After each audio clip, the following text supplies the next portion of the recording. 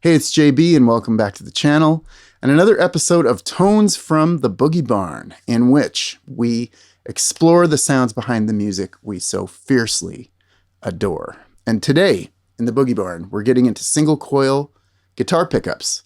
Specifically, if you grew up playing Gibsons or another humbucker equipped guitar like I did, and at some point you want to expand your tonal palette and get into the more Leo Fender-inspired part of the spectrum, but it just never quite feels like home. There's always just something a little alien or a little off about it, and it doesn't click. And lots of players have felt this way, and as a result have missed out on a huge part of the possibilities of electric guitar tone.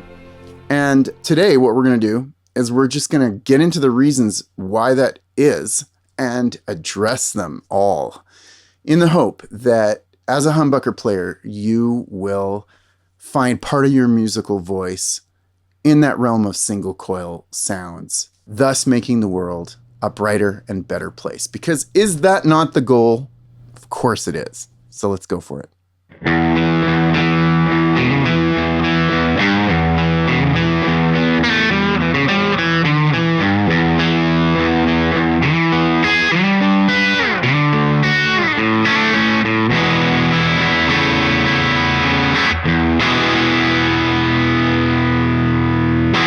So when transitioning from a humbucker equipped guitar, here are some of the things that are the most awkward or jarring about playing single coils. One is the upper treble emphasis that can feel a little brittle or exaggerated compared to a humbucker. Even the brightest humbucker won't touch that top end airiness that you get from almost any single coil pickup. Number two is a lack of low end and body in the low mid to bass region of the sound. When you switch straight over from a humbucker guitar, especially if you don't change your amplifier settings, it's going to be like, where did everything go? Where's the beef? Where did the body go? Number three, this isn't really so much a pickup thing as a guitar type thing, but Leo Fender-inspired guitars have a longer scale length than Gibsons, and they can feel really stiff by comparison. They just don't have that slinky, bendy feel. Number four is a pronounced quick attack and decay on the sound. Humbuckers have a little bit of a natural compression to them that if you're used to it, you play a single coil and it feels like there's just a really sudden transient and then it just kind of goes away. That's a huge one for humbucker players. Number five is just low output. Single coils are not as loud as humbuckers, so you may be used to the way your amp responds getting pushed by a humbucker pickup, whereas you go straight to a single coil and there's just not enough juice, and it can really change the response of your amp and feel like a little anemic. Number six is a little more subtle. It's kind of a lack of fundamental in the note, or a de-emphasis of the fundamental. So for example, if you hear a singer and they go, ah, you really hear that note, right? And there's not a lot of other harmonics around it. Humbuckers can be a little bit like that. And when you switch to single coils, it's like there's all this other stuff that seems to distract from the fundamental, especially in the upper harmonic regions. And lastly, number seven, the elephant in the room, which is the inherent noise in single coil pickups. That 60 cycle hum that has always been there since the beginning of time. And to some people, it's part of the vibe, and to other players, it's a deal breaker. So with all these issues, why are old-fashioned single coils still so popular? There are even some players who prefer them and wouldn't play anything else other than a Tele or a Strat. I don't know if I would ever be that guy, but I did have a revelation a few years ago when I started playing G&Ls. I started to understand how Leo Fender was hearing tone and the kind of detail and articulation that he was seeking after. And I started to really fall in love with it.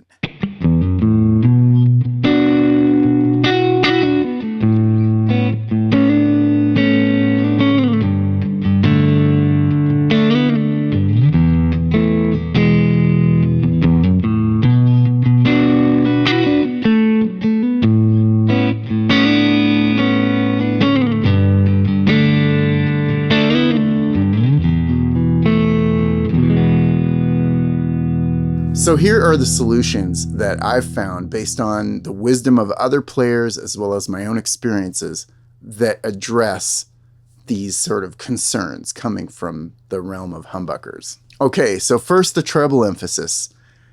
Start with your tone control on about 7. That tone control is there for a reason. A lot of people leave their volume and their tone wide open all the time. But there's a famous little anecdote from Jeff Beck where he says that if he ever turned his tone control all the way up to 10, it would take your head off, which means that he uses that tone control a lot and he prefers the sound of it with some of that rolled off.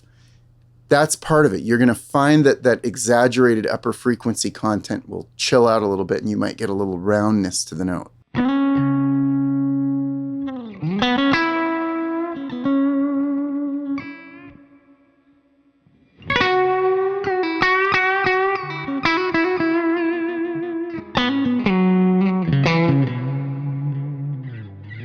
Another thing is to try different thicknesses of picks. I've never been a heavy pick guy, but one time I ordered one of those bags of just every different kind of thickness of Dunlop picks, and I found, lo and behold, on single note passages, I really liked the way the thicker ones sounded on single coils. So you might want to try that, or turn your hand a little bit to get that 45-degree angle, or flip the pick around and use the rounder end instead of the pointy end. Another thing you can do to tame the high end is to start working with a hybrid grip. If you've got a pick in your hand, but you're still using your fingers, you know, a lot of the country players, and obviously you're used to hearing Mark Knopfler and other players, that's a lot of finger style electric that sounds amazing on single coils because it mellows the sound a little bit and you sort of get the best of both. So if you haven't gotten used to working with a hybrid grip, I strongly suggest giving it a shot.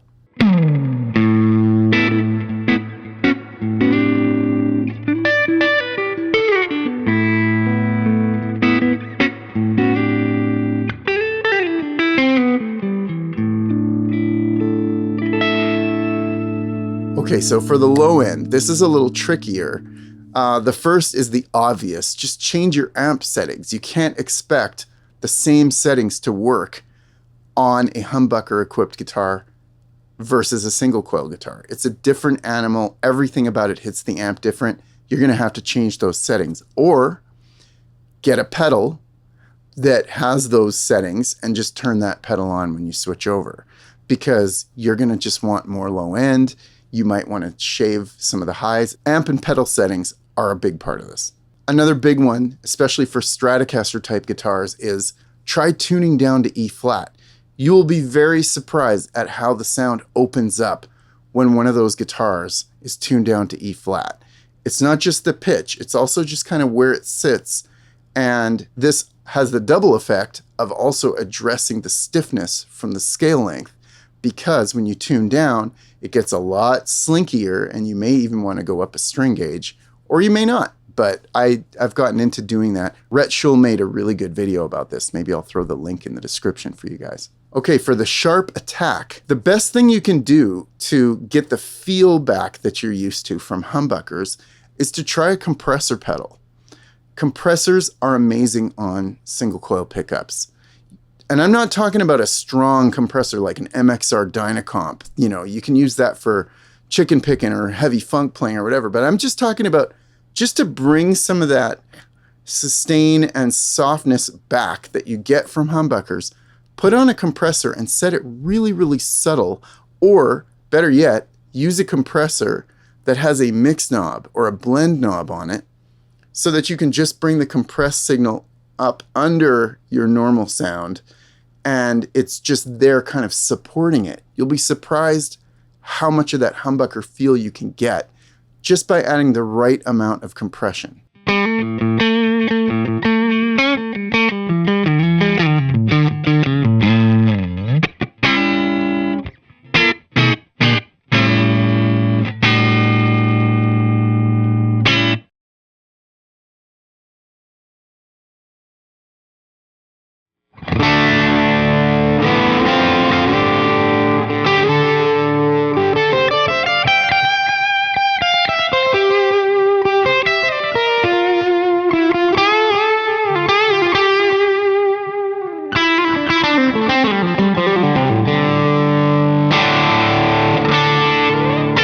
For the low volume or output, try a boost, absolutely. Boost pedals just take your existing sound and pump it up to hit the front of the amp a little harder and get that response that you want from the amp. You can also use an overdrive or a compressor or an EQ even as a boost. You just tone down the settings, for example, the drive knob or the compression. You just tone those way down and rely on the volume knob to get it up to that level that you want going into the amp. And all of a sudden, it's responding similarly to the way it did to your humbuckers.